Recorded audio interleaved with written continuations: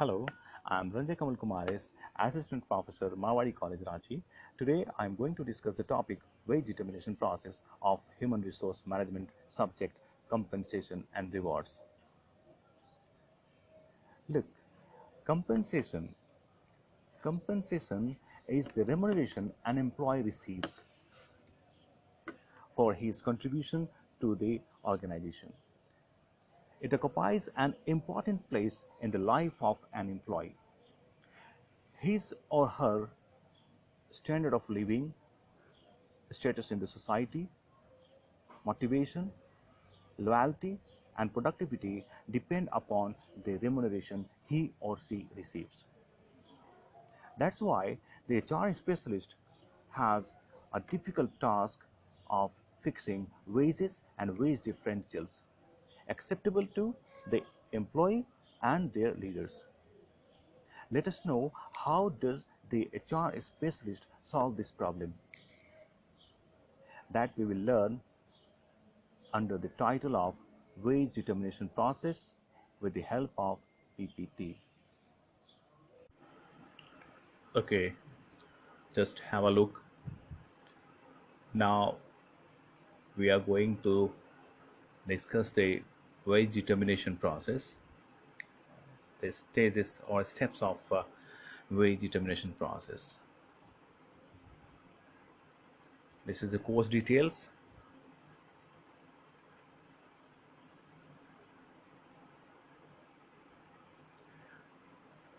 There are 7 steps of wage determination process.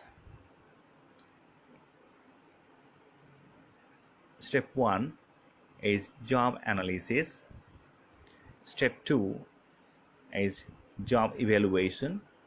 Step 3, wage or salary survey. Step 4, grouping similar jobs into similar grades. Step 5, pricing each grade. Step 6, fine-tuning of pay rates. And the final step is compliance with wage and salary administration. Now I'm going to explain every step one by one separately. These are the steps. These are the 7 steps of a wage determination process.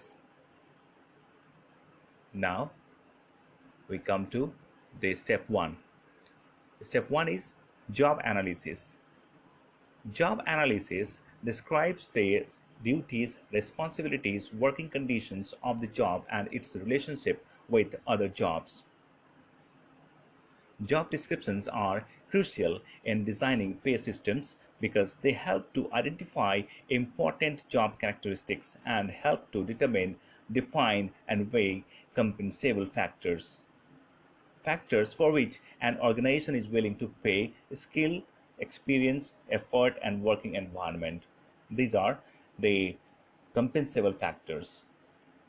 After determining the job descriptions, it is essential to prepare job specifications which lay down the physical and mental qualities, education, training, etc. required to perform the job. Step 2. Job evaluation. Job evaluation is an orderly and systematic technique of determining the relative worth of various jobs within the organization so as to develop an equitable wage and salary structure. Job evaluation begins with job analysis and ends up with the classification of jobs according to their worth. A job cannot be evaluated unless and until it is analyzed. Step 3. Wage and salary survey. Wage and salary survey play a central role in pricing jobs. Provide many kinds of information or useful, I should say, useful information about differences in wage levels for particular kinds of occupations. Virtually every employer conducts at least an informal survey. Wage and salary survey can have a great influence on an organization's compensation policy. Step 4. Grouping similar jobs into pay grades. The Committee on Wage Determination. Let me tell you, every organization, to determine wages and salaries, they form a committee for this specific purpose that is discussed here. Okay? A committee on wage determination can turn to the task of assigning pay rates to each job after job evaluation and salary surveys. It will usually want to first group jobs into pay grades. A pay grade is comprised of jobs of approximately equal difficulty or importance and as determined by job evaluation. Pay grading is essential for pay purposes because instead of having to deal with hundreds of pay rates, the committee might only have to focus on, say, 10 or 12. Next step is pricing each pay grade. Pricing each pay grade. Assigning pay rates to each pay grade is usually accomplished with a wage curve. The wage curve depicts graphically the pay rates currently being paid for jobs in each pay grade relative to the points of rankings assigned to each job or grade by the job evaluation. The purpose of wage curve is to show the relationship between the value of the job as determined by one of the job evaluation methods and the current average pay rates for the grades. Step 6. Fine-tuning of pay rates. Fine-tuning involves correcting out of line rates and developing rate ranges through the following two steps. One is correcting outline rate and second is developing rate ranges that I am going to discuss separately one by one. First one is correcting out of line rate. It may be found that the average current pay for a job is either too high or too low relative to other jobs in the firm. If rate falls well below the line, a pay rise for that job may be required. If the rate rises well above the waistline, pay cuts or a pay freeze may be required. Second one is developing rate ranges. Most employers do not pay just one rate for all jobs in a particular pay grade. Instead, they develop rate ranges for each grade so that there might be different levels and corresponding pay rates within each pay grade. The rate range is usually built around the wage line or wage curve. One alternative is to arbitrarily decide on a maximum and minimum rate for each grade.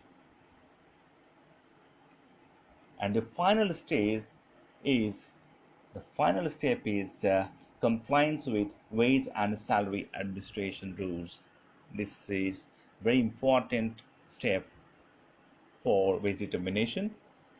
The development of rules of wages and salary administration is an important part of any compensation program.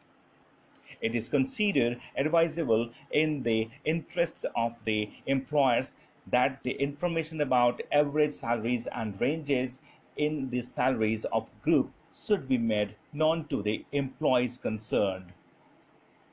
Finally, the employee is appraised and the wage is fixed for the grade he is found fit.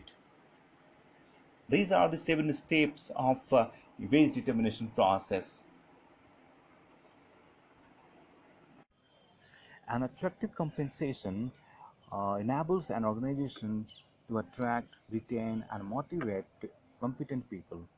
Fresh MBAs and brilliant engineers flock around Wipro, Infosys, Google, Hindustan Unilever, Motorola, and Reliance. because of their attractive remuneration packages. Comparison provides a feeling of equity or inequity. There is a sense of equity when the employee's remuneration is equal or more than the remuneration received by others in the same category of jobs.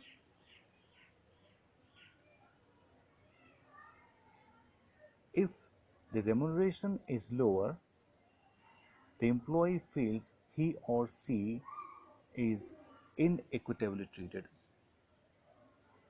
So, an employee is treated to an organization when he or she is paid equitably.